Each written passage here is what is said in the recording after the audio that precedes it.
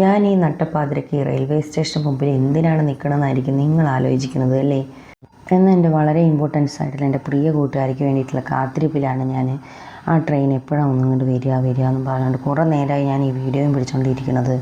അതിശക്തമായ മഴ കാരണം 3-4 മണിക്കൂർ വൈകിയാണ് ട്രെയിൻ ഇവിടെ എത്തിയത്. അങ്ങനെ നമ്മുടെ ആൾ ദേ ഇവിടെ എത്തിക്കഴിഞ്ഞു. ദേ നോക്കിയ കൈനകത്ത് വലിയ ചാക്കിനകത്ത് എന്തൊക്കെയോ എനിക്ക് കൊണ്ടുവന്നിട്ടുണ്ട്. അപ്പോൾ ഞാനത് എടുത്തു നോക്കിയപ്പോഴേക്കും ഭയങ്കര കനം. ഞാൻ വിചാരിച്ചു വല്ല കല്ലൊക്കെ എടുത്ത് വെച്ചിട്ട് വന്നേക്കുവാണോ ഇവളെന്ന്. ഞാൻ അവളെ ചോദിച്ചപ്പോഴേക്കും എന്തിനാണ് ഈ കയറ്റി പിടിച്ച് കൊണ്ടുവന്നേ ചോദിച്ചപ്പോഴേക്കും അത് അമ്മയൊക്കെ എല്ലാം കൂടെ നിറച്ച് തന്നാണെന്ന് പറഞ്ഞ്. അങ്ങനെ എന്തായാലും ഒരു പരിധി വരെ ഞാനത് തൂക്കി പിടിച്ച് എനിക്ക് തന്നെ പകുതി നടക്കാൻ പറ്റാത്ത അവസ്ഥയായിരുന്നു. അത്രയും കാലമായിരുന്നു കേട്ടോ അത്.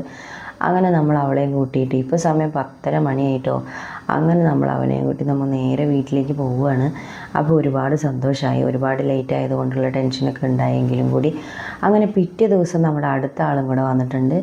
അപ്പം അവൾക്ക് ഡ്യൂട്ടി ഉള്ളതുകൊണ്ട് അവൾ ഡ്യൂട്ടിക്ക് പോയതിന് ശേഷം വൈകുന്നേരമാണ് വീട്ടിലെത്തിയത് കേട്ടോ. അന്ന് വൈകുന്നേരം അങ്ങനെ നമ്മുടെ പ്രിയപ്പെട്ട 2 ആൾക്കാർ എൻ്റെ അടുത്ത് എത്തിയിട്ടുണ്ട്.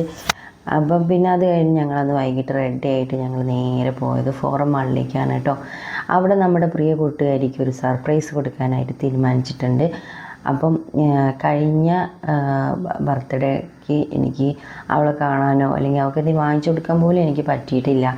അപ്പം അവളുടെ ബർത്ത്ഡേ സർപ്രൈസായിട്ട് എനിക്ക് കൊടുക്കാമെന്ന് വിചാരിച്ചിട്ടാണ് കൂട്ടിക്കൊണ്ടുപോയത് കേട്ടോ. പക്ഷെ പോയപ്പോൾ അവിടെ ലിഫ്റ്റിലേക്ക് മുകളിലേക്ക് കയറാൻ പറ്റാത്ത അവസ്ഥയായിരുന്നു. കാരണം ഫുള്ള് തിരക്കായിരുന്നു. മഴ കാരണം ബ്ലോക്കും തിരക്കും ഒക്കെ മൊത്തത്തിൽ മെനക്കെട്ട ദിവസം തന്നെയായിരുന്നു കേട്ടോ അത്. പിന്നെ ഇപ്പം എന്ത് ചെയ്യാണ്, നമ്മൾ ആഗ്രഹിച്ച് പ്ലാൻ ചെയ്ത കാര്യങ്ങളൊന്നും നടത്തിയില്ലെങ്കിൽ വല്ലാത്ത സൗകര്യക്കേടായിരിക്കില്ലേ. അങ്ങനെ ഞങ്ങൾ കേക്ക് കട്ട് ചെയ്യാൻ പോവുകയാണ് ഗൈസ്. അങ്ങനെ കേക്ക് കട്ട് ചെയ്ത് ഞങ്ങൾ അങ്ങോട്ടും ഇങ്ങോട്ടൊക്കെ കൊടുത്ത് കഴിഞ്ഞപ്പോഴേക്കും അവൾക്ക് സങ്കടം വരുന്നു, കരച്ചിൽ വരുന്നു എന്നൊക്കെ പറഞ്ഞു കേട്ടോ. അപ്പം അങ്ങനെ ഞങ്ങൾക്ക് ഒരുപാട് സന്തോഷമായി. ഒരു മൂമെൻ്റ് എന്ന് പറയുന്നത് നിങ്ങൾക്കറിയാലോ, കൂട്ടുകാർ തമ്മിലുള്ള ഇങ്ങനെയുള്ള ഒരു സ്നേഹം അല്ലെങ്കിൽ ഒരുമിച്ച് കൂടുന്ന ഒരു സമയമൊക്കെ എത്രത്തോളം ഇമ്പോർട്ടൻസ് ആണ് നമുക്കല്ലേ. പിന്നെ വീട്ടിൽ നിന്ന് വരുമ്പോഴേക്കും അവർ അത്യാവശ്യം കഴിച്ചിട്ടൊക്കെ വന്നതുകൊണ്ട് വിശക്കണമൊന്നുമില്ല എന്ന് പറഞ്ഞു. പക്ഷെ എന്നാലും നമ്മൾക്ക് ക്യാപ്പിച്ചിനോ വാനിലയുടെ ക്യാപ്പിച്ചിനോ ഞങ്ങൾ വാങ്ങിച്ചു. അങ്ങനെ ഞങ്ങൾ 3 പേരും കുറച്ച് ഫോട്ടോസും വീഡിയോസൊക്കെ അവിടെ നിന്ന് തന്നെ എടുത്തു കേട്ടോ. എന്നിട്ട് ഞങ്ങൾ ഇന്ന് വൈകിട്ട് ഒരു 11 മണിയാകുമ്പോഴേക്കും സിനിമയ്ക്ക് പോകുന്നുണ്ട്. അപ്പം ആദ്യം നമ്മൾ പോകുന്നത് ലുലു മാളിലാണ്. അപ്പോൾ ക്യാപ്പിച്ചിനൊക്കെ വന്ന് ഞങ്ങൾ കുടിച്ചുകൊണ്ടിരിക്കുന്ന സമയത്താണ് സനിയുടെ ഫോൺ അവൾ ഫോട്ടോ എടുത്ത സമയത്ത് എവിടെയോ വെച്ചു, അവൾക്ക് ഓർമ്മയില്ല. അങ്ങനെ അവിടെ ആകെ ടെൻഷനായിട്ട് അതിൻ്റെ ഉള്ളിൽ കൂടെ എങ്ങോട്ട് തപ്പി.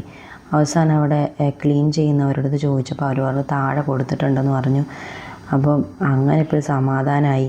ഇനിയിപ്പോൾ അങ്ങനെ ഫോൺ പോയി ചോദിച്ചു. അങ്ങനെ ഫോൺ അവിടെ ഉണ്ടായിരുന്നു. അങ്ങനെ അവൾ സൈനൊക്കെ ചെയ്ത് കൊടുത്തു.